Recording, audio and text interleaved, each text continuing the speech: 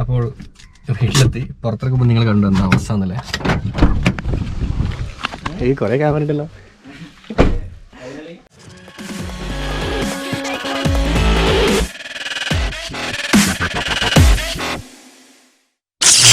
Hello guys, എല്ലാവർക്കും നമസ്കാരം. ഞാനിപ്പോൾ എൻ്റെ വീട്ടിലാണ്, വളരെ സന്തോഷത്തോട് കൂടിയിട്ടുള്ളത്.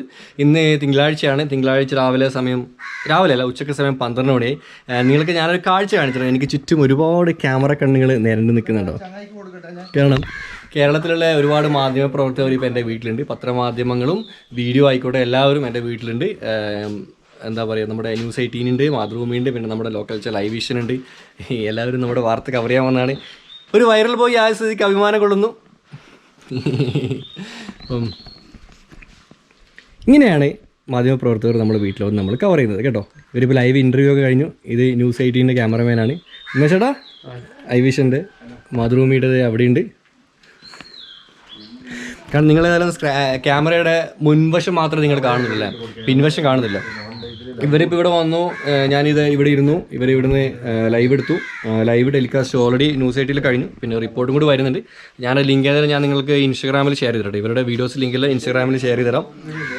ഇനിയിപ്പോൾ മാതൃഭൂമിയുടെ ഇൻ്റർവ്യൂ കൂടി ഉണ്ട്. അതും കൂടി കഴിഞ്ഞിട്ട് നമ്മൾ കുറച്ച് പരിപാടി ഉണ്ട്, കാണിച്ചു തരാം.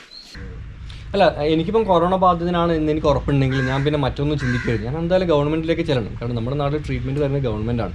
അപ്പോൾ എനിക്കൊരു ഇതൊരു പകർച്ചവ്യാധിയാണ്. അതും വായുവിലേക്കാണ് പകരുന്നത്. നമുക്ക് ഈ ശ്വാസകോശപരമായ പ്രശ്നങ്ങളിലാണ് ശരിക്കും കൊറോണ വരുന്നത്, ജലദോഷം, പനി ഇതുപോലെ. അപ്പം നമ്മൾ തുമ്മിക്കഴിഞ്ഞാൽ കഫം, ചിലപ്പോൾ ഇവിടെ കഫം ഉണ്ടെങ്കിൽ ഞാൻ എൻ്റെ കുട്ടിയൊക്കെ എടുത്ത് അതിന് പകരും. അത്രയ്ക്കും പകരുന്നൊരു അസുഖം ഇത്. അപ്പം നമ്മൾ അസുഖമുണ്ട് എന്ന് അറിഞ്ഞിട്ട് നമ്മൾ എവിടത്തേക്കാണ് പോകേണ്ടത്? നമ്മുടെ വീട്ടിലേക്കല്ലേ. നമ്മുടെ വീട്ടിൽ പോയി നമ്മുടെ മക്കളെ എടുത്ത് കളിക്കുമ്പോൾ അവർക്ക് വരില്ലേ? അപ്പോൾ അതൊക്കെ ഭാവിയിൽ പ്രശ്നങ്ങളാണ്. നമ്മുടെ കുടുംബത്തിന് മൊത്തം ബാധിക്കില്ലേ, പിന്നീട് നാടിന് ബാധിക്കും, നമ്മുടെ സംസ്ഥാനം മുഴുവൻ ബാധിക്കും, രാജ്യം മുഴുവൻ ബാധിക്കും. ഞാൻ കൊറോണ ബാധിത പ്രദേശങ്ങളിലൂടെയാണ് യാത്ര ചെയ്തത്. അതും ഇറാനിലൊക്കെ ഏറ്റവും കൂടുതൽ ആൾക്കാർ മരണപ്പെട്ട ഏരിയയിലൂടെ ഞാൻ യാത്ര ചെയ്തിട്ടുണ്ടായിരുന്നു. പിന്നീട് അസർബൈജാനിലെത്തി, അവിടെയും കൊറോണ ബാധിത പ്രദേശങ്ങളാണ്, അവിടെയും യാത്ര ചെയ്തിട്ടുണ്ട്. അപ്പോൾ ഇത്രയും കൊറോണ ബാധിത പ്രദേശങ്ങളിൽ യാത്ര ചെയ്തപ്പം എനിക്ക് ഉണ്ടോ ഇല്ലയോ എന്ന് തീരുമാനിക്കാൻ എനിക്ക് പറ്റില്ല. അത് ടെസ്റ്റ് ചെയ്താൽ മാത്രമേ മനസ്സിലാവൂ. അപ്പോൾ എനിക്ക് തോന്നി എന്തായാലും ഹോസ്പിറ്റലിൽ പോകണം എന്നുള്ളത്. അങ്ങനെ വന്നാൽ നമുക്ക് തിരിച്ചറിയാനോ കണ്ടെത്താനോ പറ്റില്ല. അപ്പോൾ മലയാളികളോട് പറയാനുള്ളത്, നിങ്ങളാരും കള്ളത്തരം പറയരുത്. നിങ്ങൾ എയർപോർട്ടിൽ വന്ന് ഇറങ്ങിക്കഴിഞ്ഞാൽ നിങ്ങൾ സത്യസന്ധമായിട്ട് നിങ്ങൾ എമിഗ്രേഷൻ്റെ അടുത്ത് അവിടുത്തെ ഉദ്യോഗസ്ഥരോട് നിങ്ങൾ കാര്യം പറയുക. കാരണം നമ്മുടെ ഗവൺമെൻറ് ഇത്രയും ചെയ്യുന്നത് നമ്മുടെ സേഫ്റ്റിക്ക് വേണ്ടിയിട്ടാണ്. നമ്മൾ ഒരിക്കലും കള്ളത്തരം പറയാൻ പാടില്ല. നമ്മുടെ സേഫ്റ്റിക്ക് വേണ്ടി മാത്രമാണ് നമ്മുടെ ഗവൺമെൻറ് നിലകൊള്ളുന്നത്. എല്ലാവരും ഇറ്റലിയിൽ നിന്നാണെങ്കിലും ചൈനയിൽ നിന്നാണെങ്കിലും എന്ത് സംശയം ഉണ്ടെങ്കിലും ഒരു 3 ദിവസം അവിടെ പോയി കിടന്നിട്ട് ചികിത്സിച്ച് നിങ്ങൾ രോഗനിർണയം നടത്തിയിട്ട് മാത്രമേ പുറത്തിറങ്ങാൻ പറ്റൂ. ഓക്കെ അല്ലേ രമേശേട്ടാ? ആയോണോ രമേശേട്ടാ? നമ്മളെ അയൽവാസിയാണ്. രമേശേട്ടനെ കൈ തരുന്നുണ്ടോ? എനിക്ക് രമേശേട്ടന് വലിയ പേടിയൊന്നുമില്ല. ഓക്കെ രമേശേട്ടാ, കാണാം. അയച്ചടാ.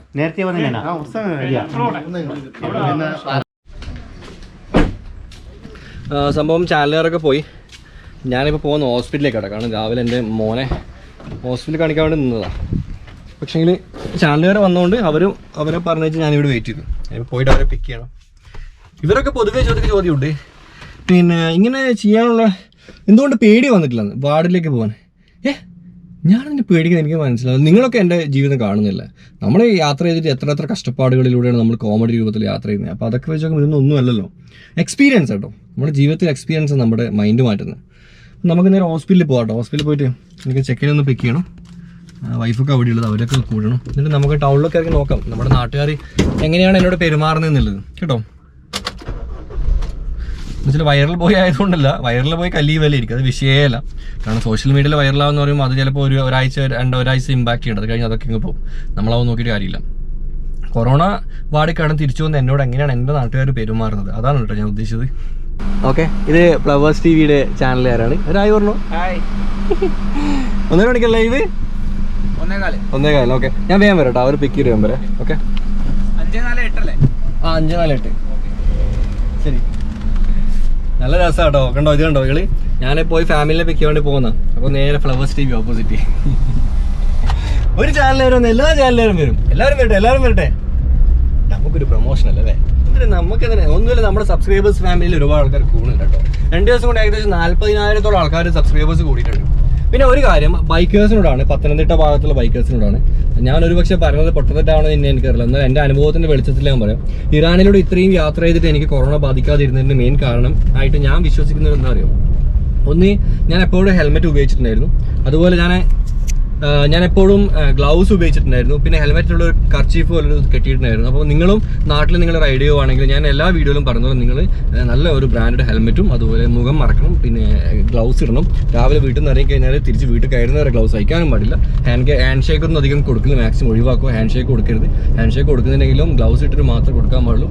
പിന്നെ മെഡിക്കൽ ഷോപ്പിലൊക്കെ പോയി കഴിഞ്ഞാൽ സ്പിരിറ്റ് വാങ്ങിട്ടും ഇടയ്ക്കിടയ്ക്ക് 5 മിനിറ്റ് കൂടുന്നതിന് കൈക്ക് സ്പിരിറ്റൊക്കെ അടിക്കും. ആരും പേടിക്കൊന്നും വേണ്ട, ഇത് വലിയ സംഭവമൊന്നുമില്ല. പക്ഷേ നമ്മൾ മുൻകരുതലുകൾ എടുക്കണം കേട്ടോ. പത്തനംതിട്ട ജില്ലക്കാരോട് പറയാൻ കാരണം അവിടെ കൊറോണ സ്ഥിരീകരിച്ചുകൊണ്ട് മാത്രമാണ്. പക്ഷെ എന്നാലും ബാക്കിയുള്ള ജില്ലക്കാരും കൂടി അത് അനുസരിക്കണം. പിന്നെ റൈഡേഴ്സിൻ്റെ ഒക്കെ ഒരുപാട് മീറ്റപ്പ് ഒക്കെ ഇപ്പം അനൗൺസ് ചെയ്തിട്ട് ഒരുപാട് പോസ്റ്റേഴ്സ് കണ്ടു. നിങ്ങളൊക്കെ മീറ്റപ്പ് നടത്തിക്ക് ഒരു കുഴപ്പമില്ല. നമ്മളെ സ്ട്രെല്ലിനെ പോലെ ഹെൽമെറ്റ് അയക്കാതിരുന്നാൽ മതി. അതുപോലെ കൈനെ കൊണ്ട് നിങ്ങൾ പിന്നെ ഹാൻഡ് ഷേക്ക് കൊടുക്കാതിരുന്നേ കേട്ടോ. അപ്പം ഹോസ്പിറ്റലിൽ പോകണം, ഫാമിലിൻ്റെ അടുത്ത് തിരിച്ചു വരണം. ഞാൻ രാവിലെ ഫുഡ് കഴിച്ചിട്ടില്ല, ഉച്ചയ്ക്ക് ലഞ്ച് കഴിച്ചിട്ടില്ല. കാരണം ചാനലുകാരൊക്കെ വന്നില്ല, നമ്മൾ ആരെയും വിഷമിപ്പിക്കാൻ പാടില്ല. നമ്മളോടുള്ള ഇഷ്ടം കൊണ്ട് അവർ ഇത്ര ദൂരത്ത് നിന്ന് കണ്ണൂരിൽ നിന്ന് വണ്ടി ഓടിച്ച് വന്ന് നമുക്ക് അവർക്ക് നമ്മളൊരു വാല്യൂ കൊടുക്കണ്ടേ. അപ്പോൾ അതുകൊണ്ടാണ് കേട്ടോ. ഇനി വീട്ടിൽ പോയിട്ട് പിന്നെ ഈ ഒരു ഫ്ലവേഴ്സിൻ്റെയും കൂടെ കഴിഞ്ഞാൽ കഴിഞ്ഞു.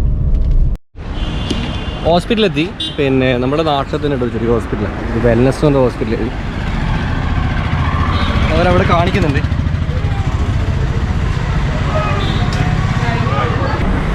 ഇത് നമ്മുടെ ആദ്. അപ്പോൾ സിയാദിൻ്റെയാണ് ക്ലിനിക്ക് ശരിക്കും. പിന്നെ ഒരു കാര്യം, മാസ്ക് ഇപ്പോൾ ഒരു വാർത്തയിലൊക്കെ വരും നമ്മുടെ നാട്ടിൽ മാസ്ക് ഒന്നും കിട്ടുന്നില്ല, ചെന്നൈയിലൊക്കെ മാസ്ക് കിട്ടുന്നില്ല എന്ന് പറയുന്നുണ്ട്. പിന്നെ അതിൻ്റെ മറ്റേ ഈ നമ്മളെ ഹാൻഡ് വാഷ് ചെയ്യുന്നില്ലേ സ്പിരിറ്റ് പോലത്തെ സാധനം സ്റ്റോക്ക് വരുന്നുണ്ടോ? മാസ്ക് കുറച്ച് ടൈറ്റാണ്, കാരണം ഇപ്പോൾ നിലവിൽ മറ്റുള്ള വിദേശ രാജ്യങ്ങളിലേക്ക് ഇന്ത്യയിൽ നിന്ന് കണ്ടമാനം കയറ്റി പോകുന്നുണ്ട്. അതുകൊണ്ട് മാസ്കിൻ്റെ റേറ്റൊക്കെ വല്ലാണ്ട് കയറിയിട്ടുള്ളത്. കൊറോണൻ്റെ ഇത് വന്നതുകൊണ്ട് ഇപ്പോൾ നേപ്പാളിലേക്ക് തന്നെ എൻ്റെ സുഹൃത്തിനെ വിളിച്ചപ്പോൾ പറഞ്ഞത് 30 ലക്ഷത്തോളം ഓർഡർ ഉണ്ട് എന്നാണ് പറഞ്ഞത്. 30 ലക്ഷത്തോളം ഓർഡർ. നാട്ടിലിപ്പോൾ നിലവിൽ സ്റ്റോക്ക് ഉണ്ടോ? നാട്ടിൽ കമ്പനിക്കാരിലെ ഇപ്പം പിടിച്ചു വെച്ചിട്ടേ ഉള്ളത്. എല്ലാം പുറത്തേക്ക് പോകുന്ന കണ്ടീഷനിലും ഇപ്പോൾ ബാംഗ്ലൂരിൽ നിന്ന് സാധനം കിട്ടുന്നില്ല എന്നുള്ള കണ്ടീഷനിൽ എൻ്റെ സുഹൃത്തിനെ വിളിച്ചിട്ടുണ്ടായിരുന്നു. 2-3 പേര് വിളിച്ചിട്ടുണ്ടായിരുന്നു. സ്റ്റോക്ക് ഉണ്ട്, സ്റ്റോക്ക് ഉണ്ട്, ശ്രമിച്ചാൽ കിട്ടുമല്ലോ. എന്നാലും പണ്ടത്തെ പോലെ ഇല്ല. റേറ്റും കൂടി, റേറ്റിൽ വലിയ വ്യത്യാസമാണ്. ഓക്കെ, നമുക്ക് ഒരു കാര്യം ചെയ്യട്ടെ, നമുക്ക് ഈ ഇവരെ ഒന്ന് വീട് കൊണ്ടാക്കിയിട്ട് നമുക്ക് ഇരിട്ടിയിൽ, എൻ്റെ നാട് ഇരിട്ടിയാണല്ലോ, അപ്പോൾ ഇരിട്ടിയിൽ ഒരുവിധം എല്ലാ മെഡിക്കൽ ഷോപ്പിലും ഇരിട്ടി ഈ N95 അവൈലബിലിറ്റി ചെക്ക് ചെയ്യാം. കാരണം ഒരുപക്ഷെ നല്ല യൂസ്ഫുൾ ആവുന്നൊരു വീഡിയോ ആയിരിക്കും അത്. നമുക്ക് തിരിച്ചു പോകാം, കാരണം പിന്നെ അത് ലേറ്റാവും. ബ്ലഡ് ടെസ്റ്റ് ചെയ്യാൻ വേണ്ടി കൊടുത്തിട്ടുണ്ട് ചെക്കന്. അവന് വായിൽ ചെറിയ പുണ്ണാണ്. അപ്പം സമയം 1:15. അപ്പോൾ അവിടെ ചാനലുകാരൻ അവിടെ വെയിറ്റ് ചെയ്യുന്നുണ്ട്. അപ്പം പിന്നെ ഞാൻ ഇവിടെ വെയിറ്റ് ചെയ്യുന്ന അവരുടെ പണി നടക്കില്ല. ഇവിടെ ഇവർക്ക് തിരിച്ച് വീട്ടിൽ പോകാനുള്ള വണ്ടി സെറ്റായി കൊടുത്തു. നമുക്ക് വല്ല വീട്ടിലേക്ക് പോട്ടോ. അപ്പോൾ വീട്ടിലെത്തി. പുറത്തിറക്കുമ്പോൾ നിങ്ങൾ കണ്ടു എന്താ അവസ്ഥ എന്നല്ലേ. ഈ കുറേ ക്യാമറ ഉണ്ടല്ലോ. ഓ, നമുക്ക് കൈരളി അമൃതയും കൂടെ നമ്മളെപ്പം ജോയിൻ ചെയ്തിട്ടുണ്ട് കേട്ടോ. ഇനി 2 ചാനലും കൂടി വരാനുള്ളൂ. ഇല്ല, ഇനി ആരും വരാനൊന്നുമില്ല അല്ലേ. എന്തായാലും ചിലപ്പോൾ വന്നാലോ. ഇല്ലപ്പോ ഓ, ഇത് കുഴപ്പമില്ല. ഞാൻ എവിടെയും വീട്ടിൽ തന്നെ ഉണ്ടാവും. നാട്ടിലിടാവും, പുറത്തൊന്നും പോലെ ഇവിടെ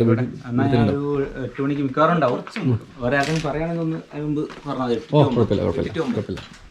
ക്യാമറമാൻമാരെ ഫേസിങ്ങൾ നടത്തുന്ന എല്ലാ ചാനലിലും ക്യാമറയുടെ പുറകിലുള്ള ഭൂങ്ങളാണ് ഇതൊക്കെ. 24 ഫ്ലവേഴ്സ്. നിങ്ങളുടെ ഏതേനു? Kairali Amrita TV. Okay fine. അപ്പോൾ ഞാൻ ഇവരുമായിട്ട് അതൊന്നും തീരട്ടെ കേട്ടോ. എൻ്റെ ക്യാമറയിൽ ഫേസ് കാണിക്കുമ്പോൾ എനിക്ക് ഭയങ്കര രസമാണ്. പക്ഷേ ഈ ക്യാമറയിൽ ഫേസ് കാണിക്കുമ്പോൾ ഭയങ്കര ചമ്മലാട്ടോ. സത്യം പറഞ്ഞാൽ എനിക്ക് ക്യാമറ ഫേസ് എടുത്തുന്ന വലിയൊരു എക്സ്പീരിയൻസ് ഇല്ല. നോക്കാം, അഡ്ജസ്റ്റ് ഇവർക്കുള്ള ഇൻഫർമേഷൻ കൊടുക്കട്ടെ. അപ്പം എന്താ പറയുക, ഇവരുടെ അമൃത TVൻ്റെ കഴിഞ്ഞു. ഇനി നമുക്ക് 24 ന്യൂസ് ഫ്ലവേഴ്സ് ന്യൂസിൻ്റെ ലൈവാണ്. ലൈവിന് അവരിവിടെ കാര്യങ്ങൾ സെറ്റ് ചെയ്യുന്നുണ്ട്. നിങ്ങൾ ലൈവ് കാണുന്നുണ്ടാവും അല്ലേ, ഓരോ സ്ഥലത്ത് ലൈവ് ചെയ്യുന്ന കാണുന്നുണ്ടാവും. അതിൻ്റെ സെറ്റപ്പ് എങ്ങനെയാണ് വരുന്നത് നിങ്ങൾ കണ്ടോ. ആദ്യം ഇവിടെ ഇങ്ങനെ മൈക്കൊക്കെ നമുക്ക് സെറ്റ് ചെയ്ത് തരും. പിന്നെ ഇവർ കോൾ ചെയ്യും. അതുപോലെ ഇന്നലെ ഏഷ്യാൻ ന്യൂസിന് ലൈവില്ലേ, അത് ലൈവ് ഇടുമ്പോൾ അവർ സംസാരിക്കുമ്പോൾ എനിക്ക് കേൾക്കില്ല ലൈവ് സ്കൈപ്പ് ആയതുകൊണ്ട്. പക്ഷേ ഇതാവുമ്പോൾ നമുക്ക് പ്രശ്നം വരുന്നില്ല. ഇത് നമുക്ക് സാധാരണ മൊബൈലിൽ കണക്ട് ചെയ്തിട്ട് സംസാരിക്കുന്ന ആ ഫീൽ ഉണ്ടാവും. വിഷ്വൽസ് കാണാൻ പറ്റില്ല. വിഷ്വൽസ് വേണം നമുക്ക് TV യിൽ കാണാം. പക്ഷേ TV യിൽ ഇട്ടാൽ കാണാനൊന്നുമില്ല, എല്ലാവരും ഹോസ്പിറ്റലിലാണ്. മൈക്ക് കണക്റ്റായി. ഇനി അവരവിടെ അത് സെറ്റ് ചെയ്യുന്നുണ്ട്. എൻ്റെ ഒരു അവസ്ഥയല്ലേ. പിന്നെ പക്ഷെ ഇങ്ങനത്തെ അവസരം ആരും വലിയ ഇതാവാൻ പാടില്ല കേട്ടോ. എന്ന് വെച്ചാൽ ഞാൻ ഭയങ്കര എന്തോ സംഭവം എന്ന് വെച്ചിട്ട് വലിയ അഹങ്കരിക്കാനും പാടില്ല. കാരണം 4-5 ദിവസം കഴിഞ്ഞ് ഇതെല്ലാം അങ്ങ് തീരും. ഇതെല്ലാം തീർന്നാൽ പിന്നെ ഞാൻ മൂഷിക സ്ത്രീ വീണ്ടും പഴയ മൂഷിക സ്ത്രീയാവും. അപ്പോൾ ഭയങ്കര അഹങ്കാരമൊക്കെ മനസ്സിൽ കയറ്റി കഴിഞ്ഞാൽ പണി 8-16 പണി കിട്ടും. അപ്പോൾ ജസ്റ്റ് ആ ഒരു മൊമെന്റ്സിൽ നിന്നെടുത്ത് അതങ്ങ് പാസ് ചെയ്തേക്കും, അത്ര തന്നെ. ഞാൻ അസർബൈജാനിൽ വരുമ്പോഴേ എനിക്ക് എന്തായാലും ചെക്ക് ചെയ്തിട്ട് മാത്രമേ വീട്ടിൽ പോകാവൂ എന്ന് എനിക്കുണ്ടായിരുന്നു. കാരണം ഞാൻ ഇറാനിലേക്കൂടെ ഏകദേശം 15 ദിവസം യാത്ര ചെയ്തുകൊണ്ടും അതുപോലെ ഞാൻ യാത്ര ചെയ്ത് പല സ്ഥലങ്ങളിലും മരണസംഖ്യ കൂടുതലായതുകൊണ്ടും എനിക്ക് കൊറോണ ഉണ്ടോ ഇല്ലയോ എന്നൊരു സംശയം എനിക്കുണ്ടായിരുന്നു. കാരണം അതിൽ സിംറ്റംസ് ആയിട്ട് എനിക്കൊരു 3-4 ദിവസം ജലദോഷമൊക്കെ ഉണ്ടായിരുന്നു. അങ്ങനെ ഞാൻ കണ്ണൂർ എയർപോർട്ടിലെത്തി. ശരിക്കും എനിക്ക് അറിയില്ലായിരുന്നു നമ്മുടെ നാട്ടിൽ ഇത്രയധികം ചികിത്സ ഉണ്ട്, എയർപോർട്ടിൽ ചെക്കിംഗ് ഉണ്ട് എന്നൊക്കെ. എയർപോർട്ടിലെത്തിയ ഞാൻ ആദ്യം അങ്ങോട്ട് പോയിട്ട് ഞാൻ പറഞ്ഞു, പിന്നെ ഇങ്ങനെ ഞാൻ ഇറാനിൽ പോയിട്ടുണ്ട്, അസർബൈജാനിൽ പോയിട്ട് എന്നെ ചെക്ക് ചെയ്യണം. അപ്പോൾ അവിടെയുള്ള പരിശോധനയിൽ ടെമ്പറേച്ചർ കുറച്ച് വ്യത്യാസം കണ്ടുകൊണ്ടാണ് അവർ ഐസൊലേഷൻ വാർഡിലേക്ക് മാറ്റിയത്.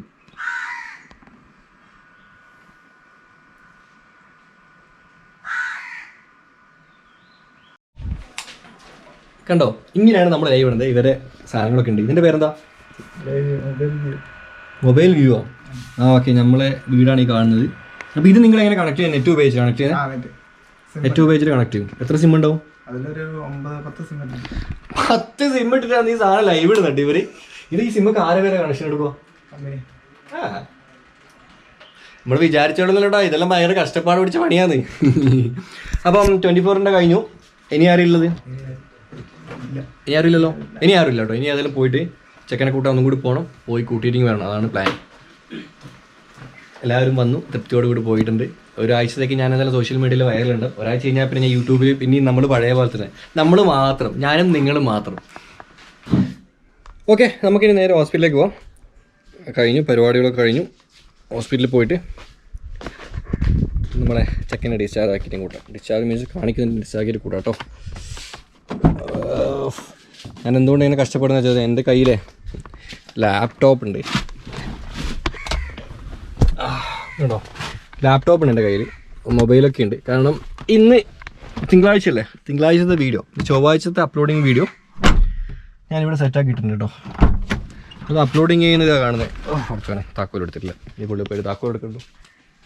മറവി മറവി മറവി മറവി. എല്ലുമാ ഒരു ഹായ് പറഞ്ഞ സബ്സ്ക്രൈബേഴ്സിനോട്. ഒരു എന്തെങ്കിലും ഹായ് പറ. ഹായ് പറ. എല്ലാരും കാണട്ടെ. വെല്ലുമ ഭയങ്കര ഹാപ്പിയാണ് അല്ലേ? വെല്ലുമാന്റെ പ്രായത്തിലെ ആൾക്കാരല്ലോ പിടിച്ചിട്ട് മറ്റേ വൃദ്ധസ്ഥാനത്തെല്ലാം കൊണ്ടുപോകുന്ന ആൾക്കാരുണ്ട്. അവരെല്ലാം കാണട്ടെ നമ്മുടെ വെല്ലുമ എത്ര ഉഷാറായിട്ടാണ് അവർക്ക് ജീവിക്കുന്നത്. എൻ്റെ വീടിൻ്റെ ചുറ്റുഭാഗം കണ്ടോ നിങ്ങൾ? നമ്മൾ നല്ല സമാധാനത്തിൽ ജീവിക്കുന്ന ആൾക്കാർ കേട്ടോ. അതുകൊണ്ടാണ് എനിക്ക് ഇത്ര പോസിറ്റീവ് എനർജി. നമ്മൾ ആരെയും ബുദ്ധിമുട്ടിക്കാനോ പിടിക്കാനോ ഒന്നും പോകുന്നില്ല. നമ്മൾ സുഖമായിട്ട് സമാധാനത്തിൽ ജീവിക്കുന്നത്. ഗവൺമെൻറ് പറഞ്ഞ പോലെ മാന്യമായിട്ട് സീറ്റ് ബെൽറ്റൊക്കെ ഇടുന്നുണ്ട്. സീറ്റ് ബെൽറ്റൊക്കെ ഇട്ടിട്ട് വണ്ടി ഞാൻ എന്നെ പറ്റി പൊക്കതിൻ്റെ സംശയം ഉണ്ടെങ്കിൽ ഇപ്പോൾ പോകല ഹോസ്പിറ്റലിലേക്ക് ഞാൻ കൂട്ടിട്ട് പോയിട്ട്. റിയാനേ റിയാനേ റിയാനു മോനെ ഒന്ന് ചിരിക്കടാ ചിരിക്കടാ. റിയാനേ റിയോനേ. അവരെ വായിൽ പുണ്ണായിട്ട് ചിരിക്കാനൊന്നും പറ്റുന്നില്ല. പാവം വായ തുറക്കുന്നില്ല. എന്നിട്ട് മുഖമുള്ളത് ഡോക്ടറെ കാണിച്ച് കുഴപ്പമില്ല. മെഡിസിനൊക്കെ തന്നിട്ടുണ്ട്. ട്രീറ്റ്മെൻറ്റ് എടുക്കണം കേട്ടോ. അപ്പം ഫുഡും കഴിക്കുന്നില്ല, അതാണ് പ്രശ്നമുണ്ട്. ഒരു കാര്യം പറയാണെന്ന് വെച്ചാൽ നമ്മുടെ നാട്ടിലത്തെ മാധ്യമങ്ങളുണ്ട്, ഒരുപാട് നന്ദി. കാരണം നിങ്ങൾ ഇത്രയും ദൂരം വന്ന് ഇങ്ങനെ ഒരു ന്യൂസ് കവർ ചെയ്യാൻ കാണിച്ച മനസ്സിന് ഒരുപാട് നന്ദി കേട്ടോ. പലപ്പോഴും നമ്മൾ പല ചാനലിലും കുറ്റം പറയുമെങ്കിലും ഇവരെ കൊണ്ട് ഇങ്ങനത്തെ കുറച്ച് മെച്ചങ്ങളൊക്കെ നമുക്കുണ്ട് കേട്ടോ. ഇപ്പോൾ നമ്മുടെ നാട്ടിൽ തന്നെ ഇങ്ങനെ പ്രശ്നങ്ങളൊക്കെ നടക്കുമ്പോൾ ഇപ്പം നിങ്ങൾ കണ്ടോ, അവർ ഒരുപക്ഷെ ഞാനിപ്പോൾ ഓൾറെഡി എനിക്കൊരു യൂട്യൂബ് ചാനലുണ്ട്, ഏകദേശം 4-5 ലക്ഷത്തോളം എനിക്ക് ഫോളോവേഴ്സ് ഉണ്ട്. അപ്പോൾ കുറച്ച് ആൾക്കാർക്ക് എന്നെ അറിയാം. ഓക്കെ, ഒരു സാധാരണ മനുഷ്യനായിരുന്നു ഇത് ചെയ്തെങ്കിൽ ഒരുപക്ഷെ അദ്ദേഹത്തിന്റെ ജീവിതത്തിൽ കിട്ടാൻ പറ്റിയ ഏറ്റവും വലിയ അംഗീകാരമായിരിക്കും ഇത്. കാരണം മാധ്യമങ്ങളൊക്കെ വീട്ടിൽ വന്ന് കണ്ട് സംസാരിച്ച് വീഡിയോ ഒക്കെ എടുത്ത് ലൈവൊക്കെ ഇട്ട് വൈറലായി കൊടുക്കുക എന്ന് പറയുമ്പോൾ ഒരു സാധാരണ ഒരു മനുഷ്യനെ സംബന്ധിച്ചിടത്തോളം ആ മനുഷ്യന് ചെയ്ത ആ ഒരു പ്രവൃത്തി കിട്ടിയ ഏറ്റവും വലിയ അംഗീകാരമാണ് കേട്ടോ. അത് നമ്മുടെ മാധ്യമങ്ങൾ അങ്ങനെയുള്ള നല്ല കാര്യങ്ങളൊക്കെ ചെയ്യുന്നുണ്ട്, അവരൊക്കെ അഭിനന്ദിക്കണം. പിന്നെ വേറൊരു കാര്യം, ഒരിക്കലും ഒരു മാധ്യമത്തിലൂടെ സെലിബ്രിറ്റി ആയിട്ട് എന്ന് വെച്ചാൽ ഇപ്പം ഒറ്റ സെക്കൻഡ് ഓടിച്ച. പിന്നെ വേറെ കാര്യം, നമ്മളൊരിക്കലും ഇപ്പോൾ ഓക്കെ ടി വിക്കാർ വന്നു നമ്മളെ വീഡിയോ ഒക്കെ എടുത്ത ശേഷം നമ്മൾ ഭയങ്കര ഒരു അഹങ്കരിക്കാൻ പാടില്ല കേട്ടോ. കാരണം ഈ ചാനലിലൊക്കെ വന്ന വാർത്തകൾ അത് ചിലപ്പോൾ ഒരാഴ്ച കഴിഞ്ഞാൽ അതിൻ്റെ ചൂടങ്ങ് മാറും. അതിൻ്റെ ചൂടങ്ങ് മാറിക്കഴിഞ്ഞാൽ ആൾക്കാരൊക്കെ നമ്മൾ മറക്കും. ചാനലുകാർ പുതിയ സ്പെഷ്യൽ ആൾക്കാരെ തപ്പി അവർ പോകും. നമ്മുടെ എന്താ പറയുക, ABCD സിനിമയിലെ ക്ലൈമാക്സ് പോലെ ചാനലുകാർ പുതിയ പുതിയ വാർത്തകൾ തേടിപ്പോകും. അപ്പം നമ്മളൊരിക്കലും നമ്മളെ ഒരു വാർത്ത വന്നു, നമ്മളെ ലൈവിൽ വന്നു, നമ്മൾ ന്യൂസ് കവർ ചെയ്യുന്ന വെച്ചാൽ നമ്മൾ അഹങ്കരിക്കാനോ ജാട കാണിക്കാനോ ഒന്നും പാടില്ല. നമ്മളെ ലെവലിൽ തന്നെ നിൽക്കുക. പണ്ട് കണ്ടവരോടും ഇനി കാണാൻ പോകുന്നവരോടും എങ്ങനെയാണ് നമ്മൾ പെരുമാറുക അതുപോലെ തന്നെ പെരുമാറുക കേട്ടോ. ഒരിക്കലും നമ്മൾ അഹങ്കരിക്കാൻ പാടില്ല. ഞാൻ അതേ കൂളാണ്. ഞാൻ രാവിലെ പസിൽ കളിച്ചിരിക്കുന്നു, മസിലൊപ്പം വന്നു, ചാനലുകാർ വന്നു, കവർ ചെയ്ത് പോയി. ഇപ്പം നമ്മൾ വീട്ടുകാര്യങ്ങൾ നോക്കിയിട്ട് പോകുന്നു. ഒരാഴ്ച കഴിഞ്ഞാൽ ചാനലിൻ്റെ ചൂടൊക്കെ മാറും, ആൾക്കാരൊക്കെ മറക്കും. പിന്നെ നമ്മുടെ സബ്സ്ക്രൈബേഴ്സും ഞാനും നിങ്ങൾ മാത്രമായിട്ട് നമ്മുടെ ജീവിതം പഴയ പോലെ ഇതാണ് കേട്ടോ. ഇനി വീട്ടിലേക്ക് പോവാം. സമയം 8 മണി രാത്രി. ഞാൻ ടൗണിൽ പോകാൻ ഇറങ്ങിയായിരുന്നു, പക്ഷേ സത്യം പറഞ്ഞാൽ നടന്നിട്ടില്ല. അങ്ങനത്തെ ഒരു അവസ്ഥയായിരുന്നു. പിന്നെ ഇപ്പോഴും ഞാൻ വ്ളോഗ് നിർത്തായിരുന്നു എന്താ അറിയാം. ഇവിടെ ഇപ്പം 24 ന്യൂസിൻ്റെ ആൾക്കാർ വരുന്നുണ്ട്. അവരുടെ രാത്രി ചർച്ചയ്ക്ക് ഞാൻ ഗസ്റ്റായിട്ടുണ്ട് പോകും. ഇന്നത്തെ ദിവസം നമുക്ക് ഏതായാലും ചാനൽക്കാർ വീട്ടിൽ വന്നപ്പോൾ ആ ഒരു അവസ്ഥയില്ല. ആ വ്ളോഗായിട്ട് നമുക്ക് ചെയ്യട്ടെ, അതാണ് നല്ലത്. ഇപ്പം 8 മണി 8:30 മണി മുതലുള്ള പ്രോഗ്രാമിലാണ് ഉണ്ടാവുക. അവർ ഫോൺ വഴി എത്താറായി എന്ന് പറഞ്ഞു. ലൈവാണ് കേട്ടോ, ലൈവാണ്. മീൻസ് തിങ്കളാഴ്ച കഥ ഞാൻ പറയുന്നത്. നിങ്ങൾ വ്ളോഗ് കാണുന്നത് ചൊവ്വാഴ്ചയാണ്. നോക്കാം അവർ വന്നിട്ട് എന്താ ചെയ്യുന്നത്. എന്തോ പറഞ്ഞു നീ എന്തോ നേരത്തെ എന്നോട് പറഞ്ഞല്ലോ പപ്പനോട്, എനിക്കെന്തോ എൻ്റെ വീഡിയോ എന്തോ പറഞ്ഞേ അതല്ല, നീ മറ്റേ അറബി പാട്ട് പാടി കൊടുത്തു. പാട്. മദീനത്ത് മയങ്ങുന്ന ബദമകാവിലം നമഹമ്മൂബി നബിയെ സലാമലൈക്കൂ സലാമലൈക്കൂ നബിയെ സലാമലൈക്കൂ. വേറെ പാട്ട്. അസമുല്ല മലറി നബി നബി ഹബീബിയാ അസമുല്ല മലറി നബി നബി ഹബീബിയാ. വേറെ പാട്ട്. മദീനത്ത് അല്ലേ ഇപ്പൊ പാടത്. പിന്നെ പാടാം. പാടട്ടെ? പാട്. മാണിക്കമലറായ അയ്യോ ഇത് വേറെ ഓൾഡ് പാട്ടാണല്ലോ. റിയാനേ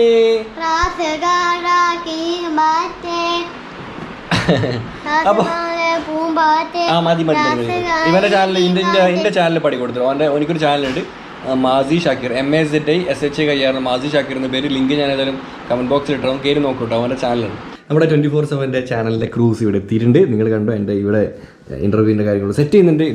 ഇവിടെ നമ്മുടെ ശ്രീകണ്ഠൻ സാറ് തകർത്ത് കസറുന്നുണ്ട്. അദ്ദേഹത്തിന്റെ ഈ ഒരു പ്രോഗ്രാമിലേക്കാണ് ഞാൻ ഗസ്റ്റ് ആയിട്ട് പോകുന്നത് കേട്ടോ. പിന്നെ TV അവിടെ ഉള്ളത് കൊണ്ട് ക്യാമറ ഇവിടെ വെച്ചിട്ട് ഞാൻ ഇവിടെ ഇരിക്കുന്നത് കേട്ടോ. പക്ഷേ പുറത്തെ ഡോറില്ല, ഡോറ് ക്ലോസ് ചെയ്ത് വീട്ടുകാരെ മൊത്തം അപ്പുറത്തെ വീട്ടിലേക്ക് പറഞ്ഞു വെച്ചിട്ടാണ് ഞാൻ ഇരിക്കുന്നത്. ഇനി ഫസ്റ്റ് ഇന്നലെ ഏഷ്യാനെറ്റ് ന്യൂസിന്റെ ഒരു പ്രോഗ്രാമിൽ കുറച്ച് പേടിയൊക്കെ ഉണ്ടായിരുന്നു. ഇപ്പൊ പേടിയൊന്നും ഇല്ല, ശീലായി. 4ാമത്തെ എക്സ്പീരിയൻസ് ആയില്ലേ. ഓക്കെ, അടിപൊളിയാണ്. നിങ്ങൾ കണ്ടോ, എൻ്റെ മുമ്പിൽ ഇതാണ് സിറ്റുവേഷൻ. ഇവർ 3 പേരുണ്ട്, ക്യാമറമാൻ അടക്കം 3 പേരുണ്ട്. കണ്ടോ, ഇവര് എൻ്റെ മൈക്ക് ഈ ഒരു സിസ്റ്റം വഴി അവർ ക്യാമറയിൽ കണക്ട് ചെയ്ത്, അതുപോലെ ഈ ഹെഡ്സെറ്റില്ലേ, ഈ ഹെഡ്സെറ്റ് വയറ് വഴി നേരെ മൊബൈലിൽ കണക്ട് ചെയ്ത്, എന്നിട്ട് അവരവിടെ നിന്ന് മൊബൈൽ വിളിക്കുമ്പം അതുവഴിയാണ് ഞാൻ സംസാരിക്കുന്നത്. അങ്ങനെയാണ് നമ്മൾ കേൾക്കുന്നത്. അതുപോലെ എൻ്റെ ഈ വോയിസ് ഇവർ പിന്നെ ഇതിൽ കണക്ട് ചെയ്തിട്ട് ക്യാമറയിൽ റെക്കോർഡാവുകയും ചെയ്യും. 2 ഓപ്ഷൻ വരുന്നുണ്ട്. പണികൾ പാടാണ്. അപ്പൊ അതിന് നമ്മളിതിനെ പേടിക്കാൻ എനിക്ക് മനസ്സിലാകുന്നില്ല. പിന്നെ ഒരു അസുഖബാധിതനാണെങ്കിൽ തീർച്ചയായിട്ടും നമ്മൾ പേടിക്കണം. നമ്മൾ പേടിച്ച് നമ്മുടെ നാട്ടിലിറങ്ങാനും നമ്മൾ വീട്ടിലേക്ക് പോകുമ്പോഴൊക്കെ നമ്മൾ പേടിക്കണം. പ്രത്യേകിച്ച് ഇത് മറ്റുള്ളവർക്ക് പകർന്നു പോകുന്ന ഒരു അസുഖമായതുകൊണ്ട് തന്നെ മറ്റുള്ളവർക്ക് പകരുമോ എന്ന് പേടി നമുക്ക് വേണം. ആ പേടി മാറ്റാനാണ് നമ്മൾ ഐസൊലേഷൻ വാർഡിലേക്ക് പോകേണ്ടത്. നമ്മൾ ഐസൊലേഷൻ വാർഡിൽ പോയി നമ്മൾ ചികിത്സിച്ചു, ട്രീറ്റ്മെന്റ് എടുത്തു, ഗവൺമെന്റ് നമ്മളോട് പറയുന്നത് ഓക്കെ നെഗറ്റീവാണ്, പ്രശ്നമൊന്നുമില്ല എന്ന് നമുക്കറിയാം. നമുക്ക് സന്തോഷമല്ലേ. നമ്മൾ തന്നെ പേടിക്കുന്ന ഐസൊലേഷൻ വാർഡുകൾ. ഇപ്പൊ പ്രവാസികളോട് പറയാനുള്ളത് എന്താ വെച്ചാൽ, നിങ്ങൾ ഇപ്പൊ എല്ലാവരും പറയുന്ന പോലെ തന്നെ എല്ലാവരും വരണം. നാട്ടിലേക്ക് വരുമ്പം കറക്റ്റായിട്ട് നിങ്ങൾ ഏത് രാജ്യങ്ങളിൽ എത്ര പോയി, എത്ര ദിവസം സ്റ്റേ ചെയ്തു എന്നൊക്കെ കറക്റ്റായിട്ട് കാര്യങ്ങൾ പറയണം. പിന്നെ എന്തെങ്കിലും പനി ഉണ്ടായിട്ടുണ്ടോ, ചുമയുണ്ടായിട്ടുണ്ടോ, നിങ്ങൾ ആ ഒരു ഹോസ്പിറ്റലിൽ ആ ഒരു എയർപോർട്ടിൽ നിങ്ങളുടെ ഡോക്ടർമാർ ചോദിക്കുന്ന എല്ലാ ചോദ്യങ്ങൾക്കും കറക്റ്റായിട്ട് ഉത്തരം തരണം. കാരണം ഇവരൊക്കെ ഗവൺമെന്റ് ഇത്രയും കോടിക്കണക്കിന് രൂപ മുടക്കി അല്ലെങ്കിൽ ഇത്രയും ആൾക്കാർ ഉറക്കം ഒഴിച്ച് എയർപോർട്ടിലൊക്കെ നിൽക്കുന്നത് നമ്മുടെ സേഫ്റ്റിക്ക് വേണ്ടിയിട്ടാണ്. പിന്നെ ശരിക്കും പറഞ്ഞാൽ അവരെ കുറ്റം പറയാനും പറ്റില്ല ഒരിക്കലും പ്രവാസികളെ. കാരണം ഐസൊലേഷൻ വാർഡ് എന്ന് കേൾക്കുമ്പോൾ എന്താണ് അതിനകത്ത് നടക്കുന്നതെന്ന് ആർക്കും അറിയില്ല. ഐസൊലേഷൻ വാർഡിനകത്ത് നടക്കുന്ന പ്രവർത്തനങ്ങൾ ഒരാൾക്കും അറിയില്ല. നമ്മളറിയുന്നത് ചൈനയിലെ കുറെ ആൾക്കാരെ കവറിൽ കെട്ടി കൊണ്ടുപോയി കൊല്ലുന്നു, അല്ല ഐസൊലേഷൻ വാർഡിൽ ജീവിക്കുന്ന രോഗികളെ കൊണ്ടുപോയി കുഴിയിലിട്ട് മൂടുന്നു, ഇതൊക്കെയാണ് കേൾക്കുന്നത്. ഈ ഞാൻ തന്നെ എന്താണ് ഐസൊലേഷൻ വാർഡ് എന്ന് എനിക്ക് അറിയില്ലായിരുന്നു. കഴിഞ്ഞ ഫെബ്രുവരി 26 ഞാൻ ആദ്യമായിട്ട് കേരളത്തിലേക്ക് വരാൻ നിന്നപ്പം ഞാൻ നമ്മുടെ ബഹുമാനപ്പെട്ട ടീച്ചർക്ക് അവരുടെ ഫേസ്ബുക്ക് പേജിൽ ഞാൻ മെസ്സേജ് അയക്കുന്നുണ്ട്. ടീച്ചർ, ഞാൻ ഇറാൻ വഴി യാത്ര ചെയ്തിട്ടുണ്ട്, എനിക്കിങ്ങനെ വൈറസ് ഉണ്ടാകാൻ സാധ്യതയുണ്ട്, അപ്പം എനിക്കത് നിർണ്ണയിക്കാനുള്ള ഒരു അവസരം ഉണ്ടോ എന്ന് വെച്ചിട്ട്. പക്ഷേ അത് എനിക്ക് റിപ്ലൈ കിട്ടിയില്ലായിരുന്നു. നമ്മുടെ ഷൂട്ട് കഴിഞ്ഞു, അവരിനി സാധനങ്ങളൊക്കെ പാക്ക് ചെയ്യുന്നുണ്ട്. ഇന്നത്തെ എപ്പിസോഡ് ഇത് തന്നെ ഉള്ളൂ കേട്ടോ. ചാനലുകാർ, അതാണ് ഇന്നത്തെ എപ്പിസോഡ്. ഒരു എങ്ങനെയാണ് ഈ ചാനലുകാർ പ്രവർത്തനം എന്നുള്ളത് നമുക്ക് കാണാൻ പറ്റില്ല. വേറെ തന്നെ ടോപ്പിക്കാണ്, പ്രതീക്ഷിക്കാണ്ട് കിട്ടിയ ടോപ്പിക്കാണ്. വീഡിയോ കണ്ടതിന് ശേഷം ചാനൽ സബ്സ്ക്രൈബ് ചെയ്യാൻ മറക്കരുത്.